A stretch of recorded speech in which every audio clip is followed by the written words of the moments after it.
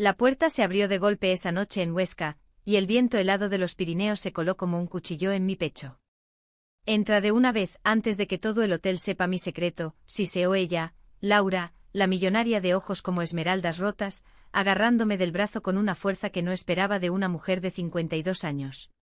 Y en ese instante, mientras el CAI con la cena se estrellaba contra el suelo de mármol, supe que mi vida en ese pueblo olvidado de Aragón acababa de romperse en 1000 pedazos irreparables.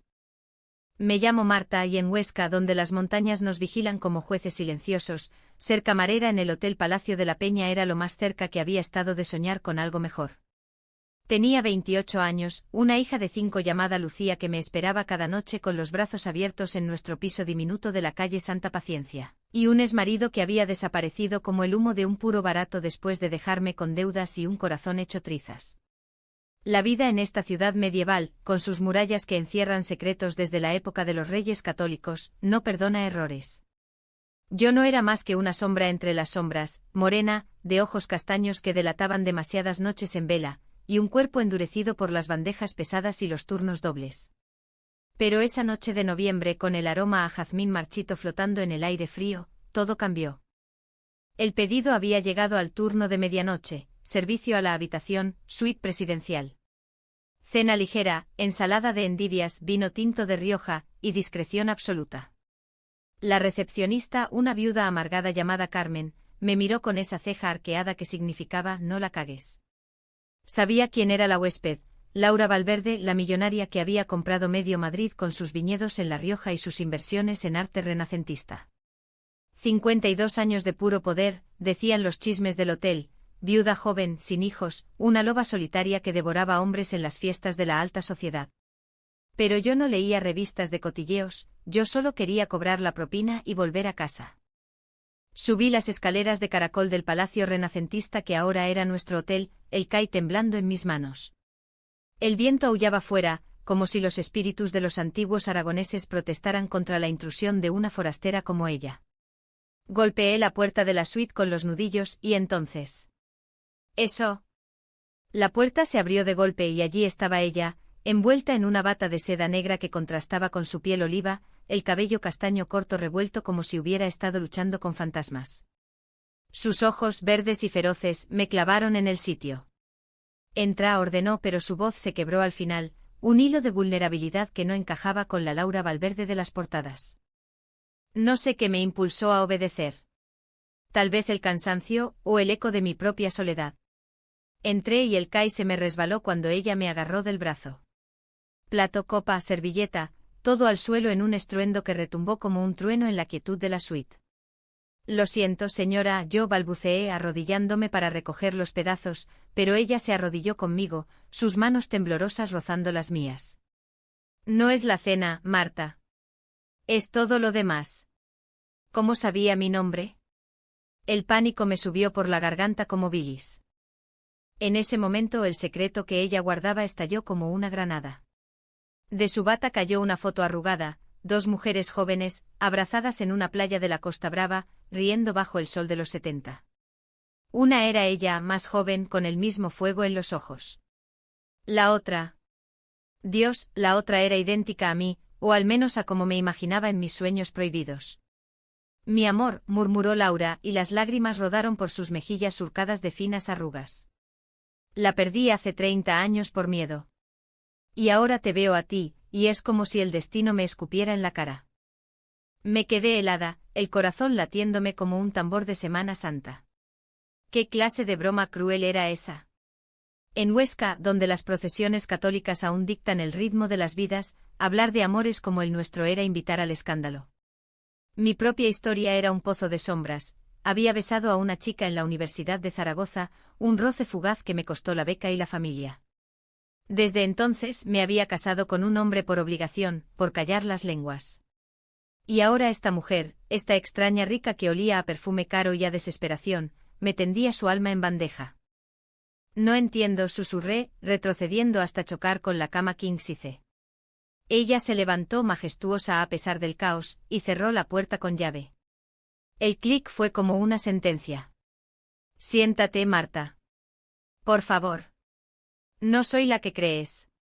Soy solo una mujer rota, huyendo de un marido que nunca amé, de una vida que fabriqué para encajar en este país de hipócritas. Sus palabras me golpearon como el viento del cierzo. ¿Marido? Los rumores decían viuda. ¿Hipócritas? En España, donde el amor propio aún se mide en misas y matrimonios arreglados, sí, lo éramos todos. Hablamos hasta el amanecer. O mejor dicho, ella habló y yo escuché, hipnotizada por su voz ronca, por el acento riojano que rodaba como vino en la lengua. Laura Valverde no era solo millonaria, era una superviviente. Hija de un terrateniente conservador, había crecido en un viñedo donde las uvas maduraban bajo el sol implacable, pero su corazón latía por Carmen, la hija del capataz, una morena de ojos negros como los míos. Se amaron en secreto durante años, robando besos en las bodegas oscuras, soñando con huir a Barcelona o a París. Pero en 1985, con la España postfranquista aún tambaleante, un escándalo las separó, el padre de Laura las descubrió, y Carmen desapareció una noche, dejando solo una carta: vive por las dos. Laura se casó por conveniencia con un banquero estéril, construyó un imperio para olvidar, pero el vacío la devoraba. Ahora, viuda de verdad, había venido a Huesca buscando las raíces de su familia materna, un hilo frágil que la unía a la Aragón de sus abuelas. Y allí, en mi hotel, me encontró a mí, una mujer que, sin saberlo, era el eco de su perdido amor. Tus ojos, Marta. Son los de ella. Y tu forma de moverte como si cargaras el peso del mundo en los hombros. ¿Has amado alguna vez de verdad? ¿Sin miedo? Sus preguntas me desarmaron. Le conté todo, mi beso robado en Zaragoza, el matrimonio forzado, lucía como mi salvavidas en este mar de prejuicios. Huesca, con sus catedrales góticas y sus fiestas de San Lorenzo donde todo el mundo finge ser devoto, no era lugar para verdades como las nuestras. Pero en esa suite, con las cortinas cerradas y el vino derramado como sangre en la alfombra, nos permitimos ser reales.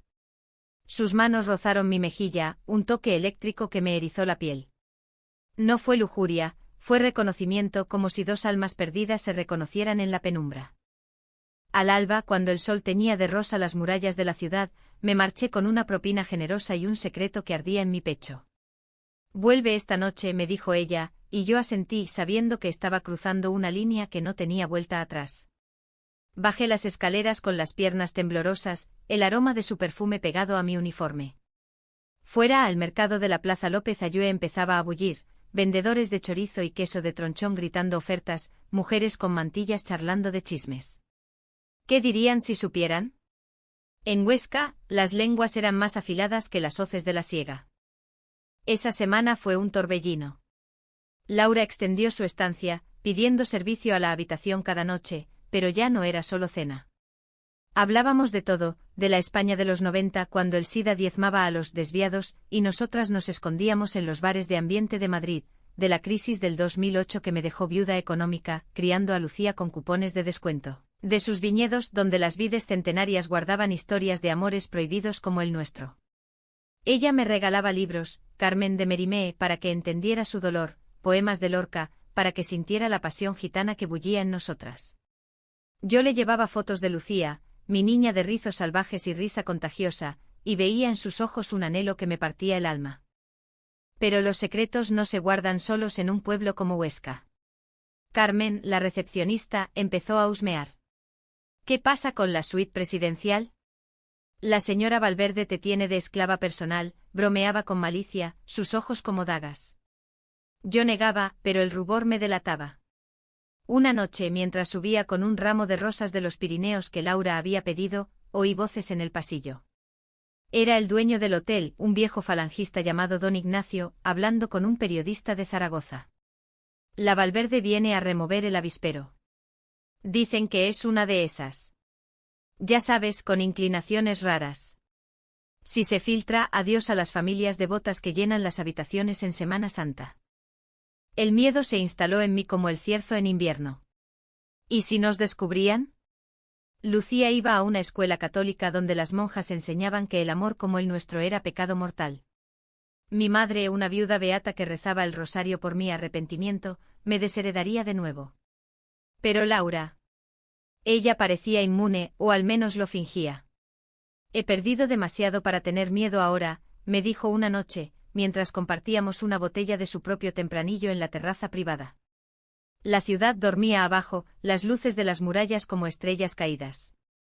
Sus labios rozaron los míos por primera vez, un beso suave como la niebla del amanecer, lleno de promesas y terrores.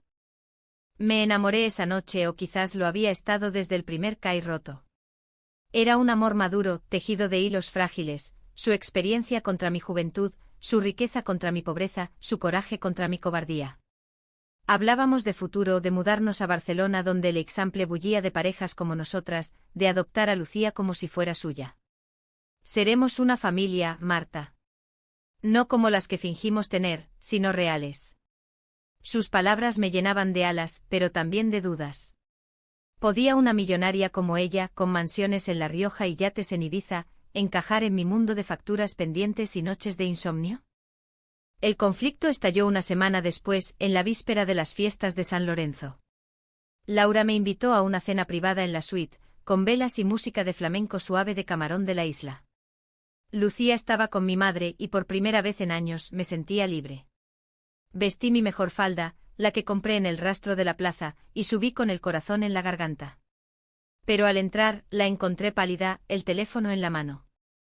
«Es mi sobrino», dijo, voz quebrada. «Ha descubierto lo nuestro. Amenaza con publicarlo en la prensa si no vuelvo a Madrid y sigo con la farsa». Su sobrino, un tiburón corporativo de 40 años, codiciaba los viñedos. Había contratado un detective privado y las fotos nos delataban, yo saliendo de la suite a deshoras, nosotras caminando de la mano por el Parque Miguel Servet al atardecer. Me chantajea, Marta. Dice que soy una vergüenza para la familia Valverde, que en esta España de derechas resurgents, una lesbiana millonaria arruinará el legado. Lágrimas rodaban por su rostro, y por primera vez vi la fragilidad bajo su armadura. Yo, en cambio, exploté. ¿Y qué? Que lo publique. ¿Crees que yo no lo perderé todo? Mi trabajo, mi hija, mi dignidad en este nido de víboras. La pelea fue feroz, palabras como navajas en la penumbra. Yo la acusé de cobardía, de jugar con mi corazón como un capricho de rica. Ella me gritó que no entendía el peso de un imperio construido sobre mentiras, que su amor por Carmen la había marcado para siempre con el estigma del rechazo. Tú eres solo un eco, Marta. Un fantasma que me atormenta. Sus palabras me apuñalaron, y huí de la suite, bajando las escaleras a trompicones, el vestido rasgado por la prisa. Afuera, la lluvia caía como un castigo divino, empapándome hasta los huesos. Corrí por las calles empedradas, pasando el aseo del Salvador con su rosetón ciego, hasta mi piso, donde Lucía dormía ajena al huracán. Pasaron días de silencio. El hotel bullía de turistas para las fiestas, cohetes estallando en el cielo, danzas de jotas en la plaza mayor, olor a longaniza asada. Pero yo era un zombi sirviendo cafés con manos temblorosas, evitando las miradas de Carmen. Laura checoutó abruptamente dejando una nota, perdóname. No mereces mis sombras. El dolor me consumía, había creído en un cuento de hadas, y ahora era Cenicienta sin zapato. Peor aún, el sobrino cumplió su amenaza, un artículo en el Heraldo de Aragón titulado «La heredera lesbiana, escándalo en los viñedos Valverde». Huesca estalló en murmullos. Don Ignacio me despidió al día siguiente, no queremos escándalos en este palacio de Dios. Destrozada fui a la estación de tren con Lucía de la mano, dispuesta a volver a Zaragoza con mi madre, a fingir de nuevo. Pero en el andén, bajo la lluvia que no cesaba, la vi, Laura, empapada, el abrigo ceñido al cuerpo corriendo hacia mí. No te vayas. He renunciado a todo, los viñedos, el nombre. Mi sobrino puede pudrirse en su codicia. Solo te quiero a ti, Marta. Y a tu hija si me aceptas. Nos abrazamos allí en medio del vapor de los trenes, sollozando como dos locas. Lucía nos miró con ojos grandes. ¿Es tu amiga, mamá? Sí, mi amor. Mi todo. No fue fácil. El artículo nos persiguió como un estigma, y Huesca nos escupió con miradas y puertas cerradas. Mi madre nos maldijo desde su rosario, llamándonos abominación.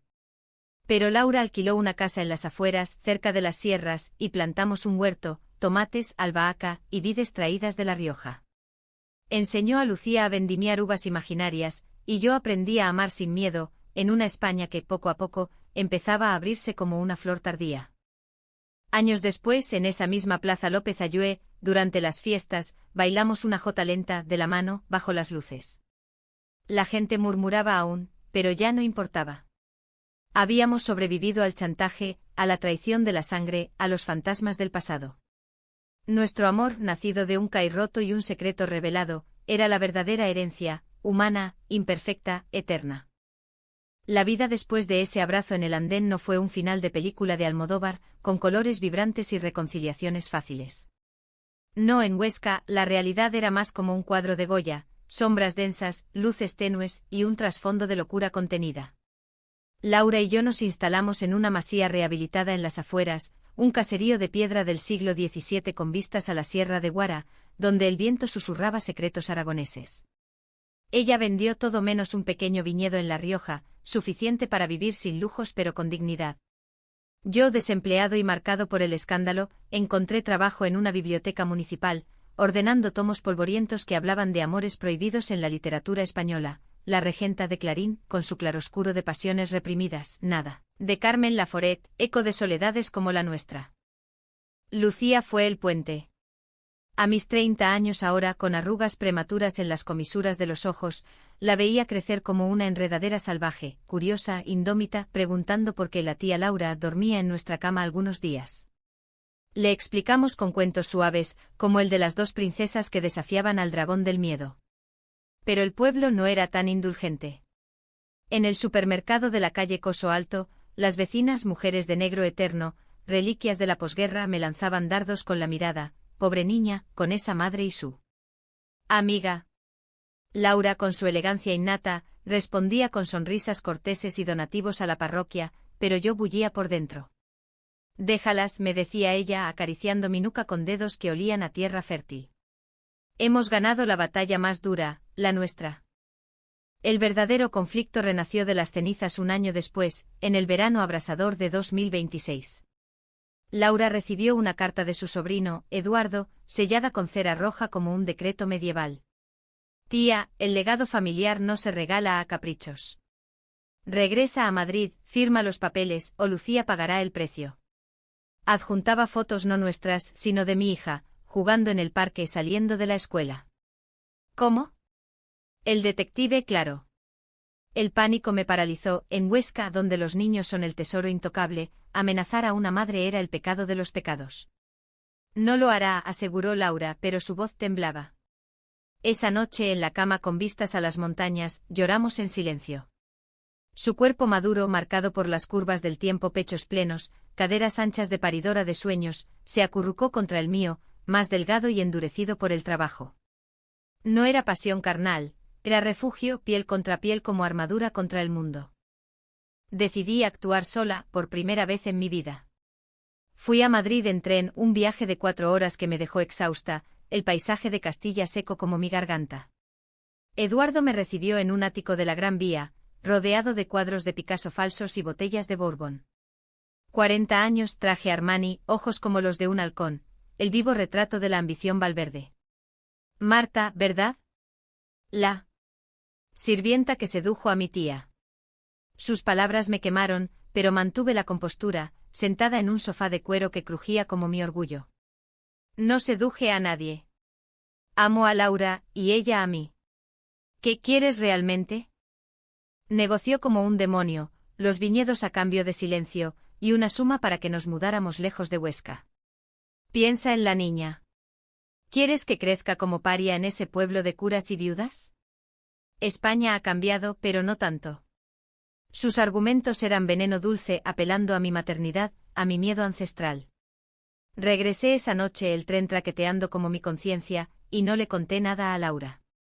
En cambio, empecé a empacar en secreto, maletas con los libros de Lorca, los dibujos de Lucía, las botellas de vino que habíamos descorchado en noches de confidencias. Planeaba huir a Barcelona, empezar de cero en un barrio bohemio como Gracia, donde las parejas como nosotras eran tan comunes como las tapas. Pero los secretos, como el vino mal guardado, se agrietan. Una tarde, mientras Laura estaba en Zaragoza comprando semillas para nuestro huerto, Eduardo apareció en la masía. Lucía jugaba en el jardín con un cachorro de mastín aragonés, y yo lo enfrenté en la puerta, horca en mano como una campesina medieval.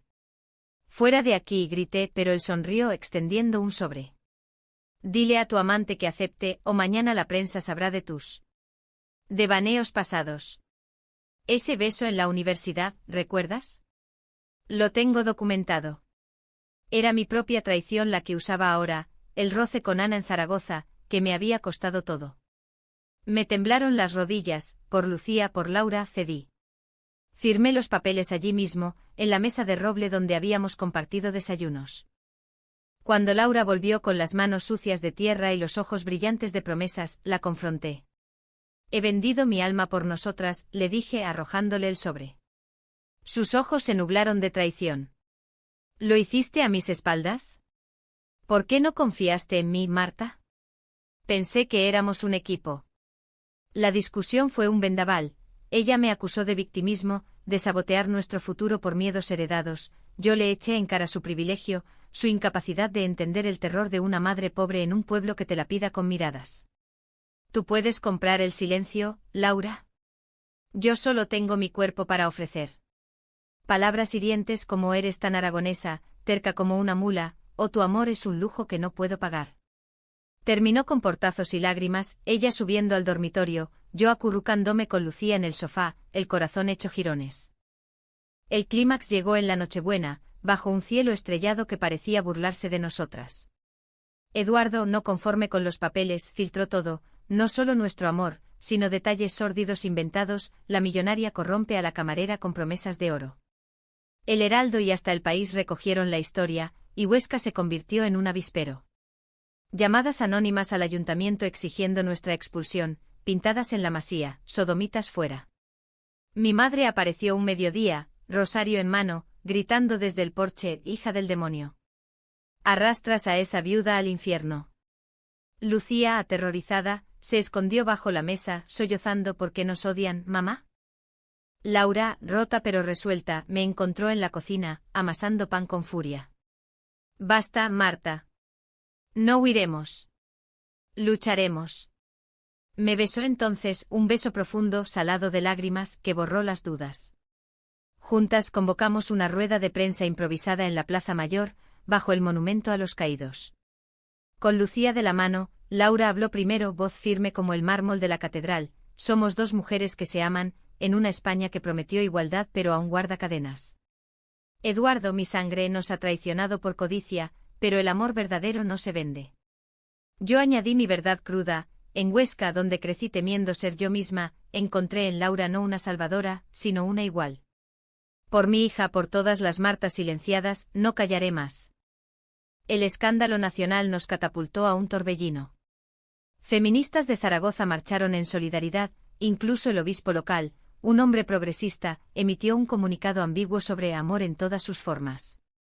Eduardo, acorralado por demandas, se retractó en una disculpa televisiva patética. Pero el costo fue alto, perdimos amigos, la masía fue vandalizada, y noches enteras las pasamos en vela, abrazadas contra el frío del rechazo. Sin embargo, de las ruinas brotó algo puro. Laura fundó una asociación en Huesca para mujeres LGTB rurales, Vides Libres, donde compartíamos vinos y historias en reuniones secretas.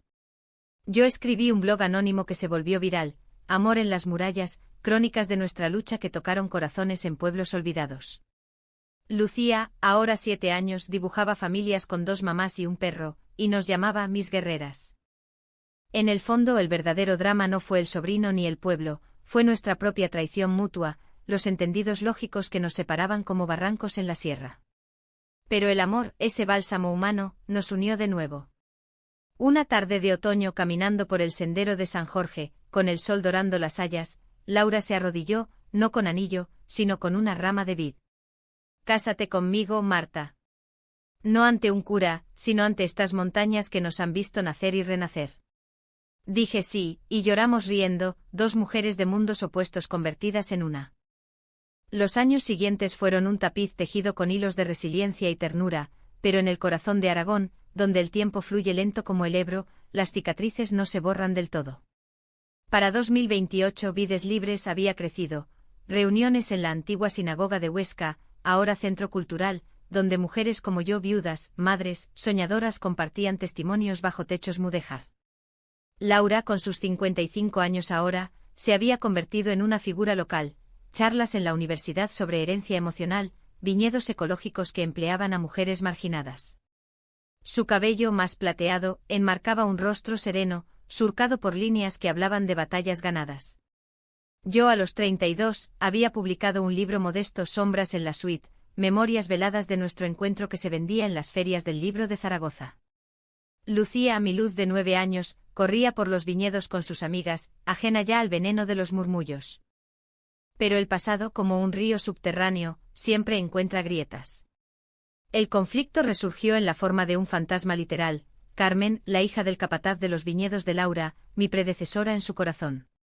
No la muerta Carmen de los 70, sino una sobrina suya, también llamada Carmen, una periodista de Barcelona de 40 años, dura como el granito pirenaico. Llegó a Huesca un día de vendimia, con una mochila llena de recortes amarillentos y ojos negros que perforaban almas. Tía Laura, he venido por la historia de mi tía abuela. La que tú dejaste ir. Laura palideció al verla en la puerta de la masía, yo a su lado con una jarra de mosto en la mano. Carmen no era veneno como Eduardo, era un espejo roto exigiendo verdad. Pasamos noches enteras en la bodega, iluminadas por velas de sebo, desenterrando el pasado. Laura revivió el horror, la noche de 1985, el padre irrumpiendo en la cabaña de las Vides, cinturón en mano, gritando pecado contra natura. Carmen, la original, huyó a Barcelona, donde murió de sida en el 92, sola en un hospital público, sin que Laura supiera hasta años después. Me culpé eternamente, confesó Laura, voz ronca por el vino y el llanto. Por eso, cuando te vi a ti, Marta, con tus ojos. Fue como una segunda oportunidad, pero también una maldición. Te amé por ella al principio. Sus palabras me atravesaron como una lanza. ¿Yo un sustituto? En la oscuridad de la bodega, con el aroma a tierra húmeda y uvas machacadas, exploté. Entonces todo fue una ilusión. ¿Tu amor por mí era piedad, un bálsamo para tu culpa? Carmen, la sobrina, intervino, no la juzgues, Marta. Mi tía abuela escribió cartas que encontré en el ático familiar. Te describe como el eco que curó mi herida, pero también como una mujer nueva, fuerte. No eres un fantasma, eres la que la salvó. Pero el daño estaba hecho. Me marché a la masía sola, dejando a Laura con su dolor ancestral, y pasé la noche en vela, cuestionando cada beso, cada promesa. El malentendido se profundizó como un barranco. Al día siguiente encontré una carta de Carmen, la sobrina, en mi mesita. Laura nunca superó a mi tía, pero contigo aprendió a amar de nuevo. No la pierdas por sombras ajenas. Pero el orgullo aragoneso, terco como la tierra roja, me cegó. Confronté a Laura en el huerto, bajo los ciruelos en flor. Dime la verdad. ¿Me amas a mí, o a su recuerdo que llevo en la cara? Ella, con lágrimas en los ojos verdes ahora empañados por la edad, negó con la cabeza. Al principio sí, eras ella. Pero ahora. Dios, Marta, eres tú. Tu risa con Lucía, tu forma de pelear por nosotras, tu vulnerabilidad que me hace fuerte. ¿Cómo no lo ves? No lo vi porque el miedo, ese viejo compañero, susurraba dudas. Decidí lo impensable, una separación temporal. Necesito tiempo, le dije, empacando una maleta con lo esencial. Volveré a Zaragoza, a mi antigua pensión, a aclarar mi cabeza. Lucía, al enterarse, se plantó en la puerta. No te vayas, mamá. La tía Laura es parte de nosotras. Sus palabras infantiles me rompieron, pero seguí adelante, subiendo al coche con el corazón en la garganta. El viaje a Zaragoza fue un purgatorio, autopista A23 bordeada de olivos centenarios, radio sintonizando fados portugueses que dolían como puñales. En la ciudad del Pilar, alquilé una habitación en la pensión de la calle San Miguel, la misma donde había estudiado de joven. Días de soledad, caminatas por el Tubo, tapas amargas en bares donde las parejas heterosexuales reían sin culpas. Llamadas a Laura, breves y punzantes, te echo de menos, yo también, pero duele. El clímax de esta crisis llegó en una noche de tormenta, cuando un email de Carmen, la sobrina, adjuntaba las cartas originales de su tía abuela. Las leí bajo la luz mortecina de una lámpara. Laura, mi amor, si lees esto algún día, sabe que no te culpo. Ama de nuevo por las dos. Encuentra a alguien con mis ojos, pero un alma propia.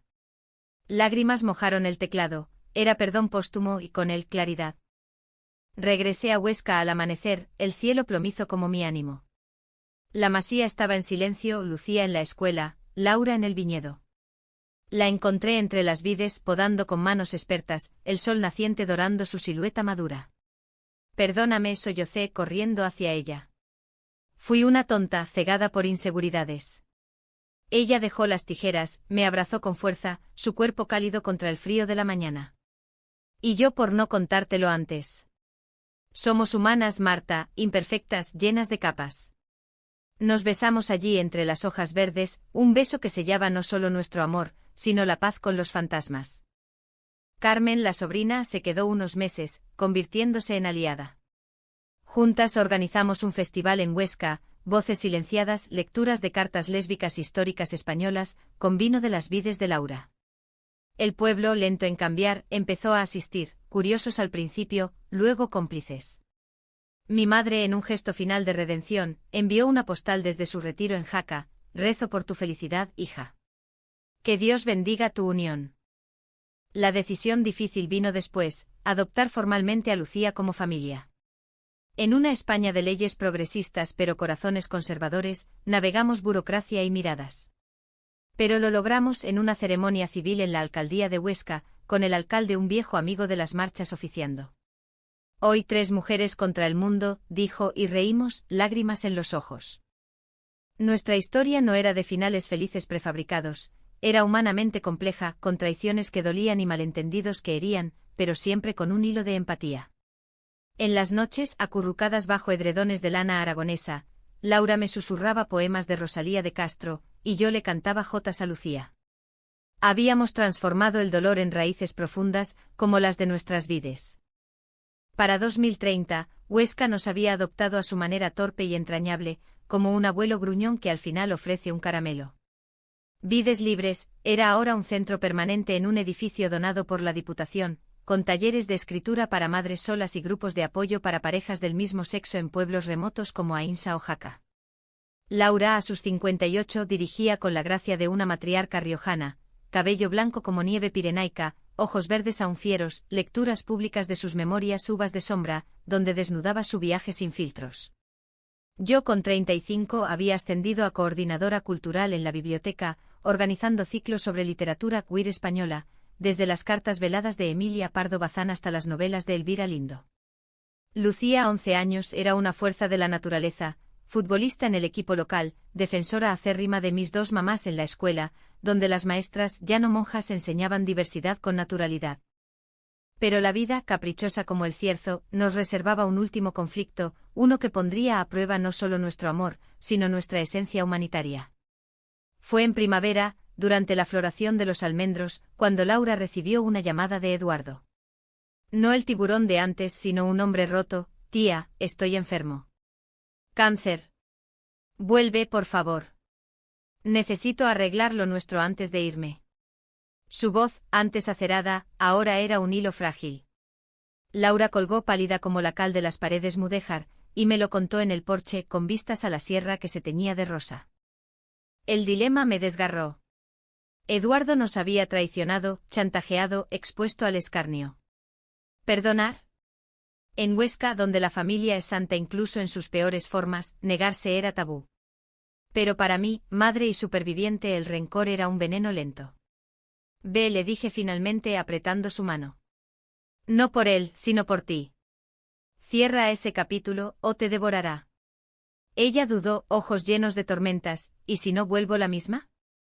¿Si el pasado nos separa de nuevo? La abracé inhalando su aroma a tierra y jazmín. El amor verdadero no es posesión, Laura. Es libertad para sanar. Se fue a Madrid sola, en ave de alta velocidad, dejando un vacío en la masía como un invierno prematuro.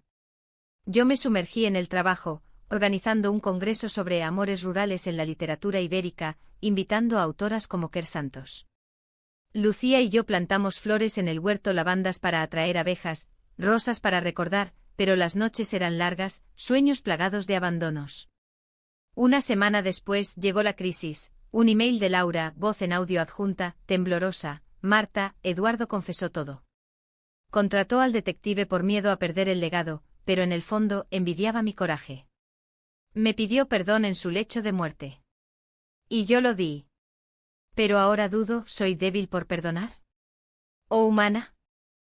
El malentendido brotó de mi propia inseguridad residual. Respondí con frialdad, si lo perdonas, ¿me perdonarás a mí algún día por mis dudas? Era injusto, un eco de viejos miedos, pero el dolor de la separación temporal me nublaba. Ella no contestó, y el silencio se estiró como una grieta en la tierra seca. 2 días después Eduardo murió, y Laura regresó cambiada, más ligera, pero con sombras en los ojos. La esperé en la estación, lucía con un cartel, «Bienvenida, mamá 2». Nos abrazamos en el andén, pero el beso fue tenso, palabras no dichas flotando como niebla. El clímax explotó en una cena familiar, con velas y paella de conejo que cociné con manos nerviosas. Lucía, ajena, parloteaba de su partido de fútbol, nosotras, en cambio, chocamos como tormentas. Tu silencio me mató, le espeté dejando la cuchara. Pensé que su muerte te había devuelto a tu mundo de ricos y culpas. Ella se levantó majestuosa en su dolor y tú crees que perdonarlo fue traicionarte. Marta, fue liberarme. Por nosotras. ¿No lo ves? El rencor era su veneno, no el mío.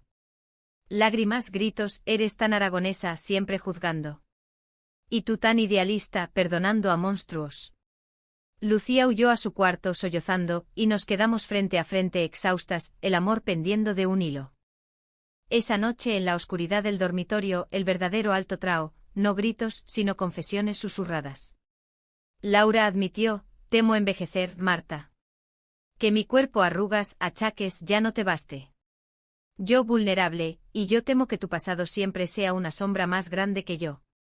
Nos abrazamos cuerpos maduros entrelazados, y lloramos el miedo humano a la pérdida. Somos más que eso, murmuró ella. Somos elección diaria. Al amanecer con el sol filtrándose por las persianas, tomamos la decisión difícil, terapia de pareja en Zaragoza, sesiones semanales con una psicóloga especializada en traumas LGTB. No fue mágico, fue laborioso excavando capas de dolor como mineros en la sierra. El perdón llegó en capas, primero a Eduardo póstumamente quemando sus cartas en una hoguera en el viñedo. Luego mutuamente en caminatas por el Monte Aragón, donde las ruinas del castillo nos recordaban que todo se reconstruye. Lucía, testigo silenciosa, nos unió con su inocencia, las familias se pelean, pero se quieren más después, dijo un día, y reímos abrazándola. El final fue humanamente imperfecto, pero profundamente romántico. En nuestro 10º aniversario, contando desde el CAI roto, alquilamos la suite presidencial del Hotel Palacio, ahora nuestro. Con Lucía como testigo, renovamos votos ante un notario itinerante, en la salud y la sombra, en la traición y el triunfo, te elijo. Bailamos un vals torpe en la terraza, Huesca a nuestros pies, luces como promesas. Hoy a los 60 de Laura y 40 de mí, regentamos vides libres, juntas, madres de una hija y de docenas de historias. El amor no es cuento sin espinas, es jardín cultivado con sudor y lágrimas, florido en la aridez. En esta España de murallas caídas, hemos tallado nuestro legado, no en oro, sino en corazones valientes.